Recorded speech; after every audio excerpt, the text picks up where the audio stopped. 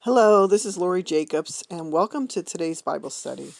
Today we will be on reading Proverbs chapter 2, and this will be part 7 of the gaining of wisdom. Okay, chapter 2, we're reading from the New King James Version, so we'll begin with verse 1 in chapter 2. My son, if you receive my words and treasure my commands within you, so that you indicate your ear, so that you incline your ear to wisdom and apply your heart to understanding. Yes, if you cry out for discernment and lift up your voice for understanding. Okay, discernment means you can meet somebody and you kind of know if you can feel it's like you discern their spirit. You can feel if they're legit or if they're kind of shady or something. You just have a certain discernment. You can tell just from meeting somebody, and it's a different thing. It's a spiritual thing. But anyways, yes, if you cry out for discernment, so then you ask God for discernment, so you're not taken advantage of so often or fooled by,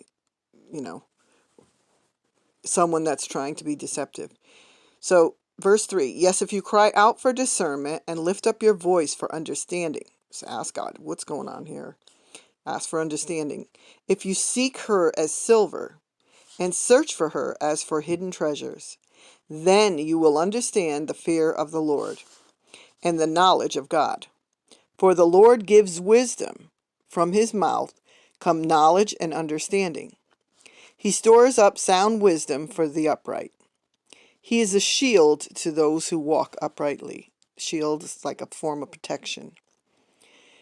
Verse 8, he guards the paths of justice and preserves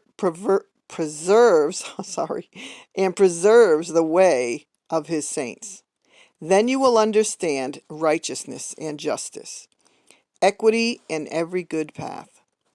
When wisdom enters your heart and knowledge is pleasant to your soul, discretion will preserve you. Discretion means to be careful, discreet, not just showing everything.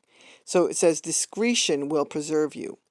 Understanding will keep you, to deliver you from the way of evil, from the man who speaks perverse things. Perverse, we said anyone that rejects or twists what's truth. So verse 13, from those who leave the paths of uprightness to walk in the ways of darkness. So that's what he's talking about. There is people, they've been in God's presence, they've been in the uprightness, but then they walk in the ways of darkness. They turn. It says, from those who leave the paths of uprightness to walk in the ways of darkness. Verse 14, who rejoice in doing evil and delight in the perversity of the wicked. They delight, they have joy in the crookedness of someone's mouth, and that their rejection of truth. So it says, and they delight in the perversity of the wicked, whose ways are crooked, and who are devious in their paths, to deliver you from the immoral woman, from the seductress who flatters with her words, who forsakes the companion of her youth, and forgets the covenant of her God. For her house leads down to death, and her paths to the dead. None who go to her return, nor do they regain the paths of life. So you may walk in the ways of goodness, and keep to the paths of righteousness. For the upright will dwell in the land, and the blameless will remain in it. But the wicked will be cut off from the earth. That's right, the wicked will be cut off from the earth. And the unfaithful will be uprooted from it. Okay? So when he says the upright will dwell in the land, and the blameless will remain in it. Now, you're upright, you keep to the paths of righteousness. Let's go back to verse 20. So you may walk in the ways of goodness, and keep to the paths of righteousness. For the upright will dwell in the land, and the blameless will remain in it. And the only way you can become blameless, because we're all born in sin, is when you accept Jesus Christ. He takes all your sin and erases it, and then you're blameless. The enemy can't. He can come against you with things in the past, but Jesus will stand by you because you're washed in the blood of the Lamb. You're a new creation.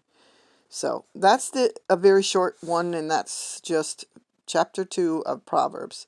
So if you like these little short Bible studies on gaining wisdom, hit the like button, subscribe, and if you want to be notified every time I post a new video, which I'm trying to put at least one every day, then just hit that notification bell, okay? And leave us a comment if these Bible studies are helping you or not, or if you got saved through any of them. And in order to get saved, all you have to do is ask the Lord Jesus Christ to come into your heart, admit you're a sinner, and you can't do it on your own, which usually most people, after living your life long enough, you find out it doesn't always work out the way you want it. And the only way it's going to be blessed is when you start following the Lord, and he'll remove all that burden from you. And then just ask Jesus to come into your heart and save you, and ask him to guide you into all truth. So that's all I have to say. Thank you, and have a blessed day.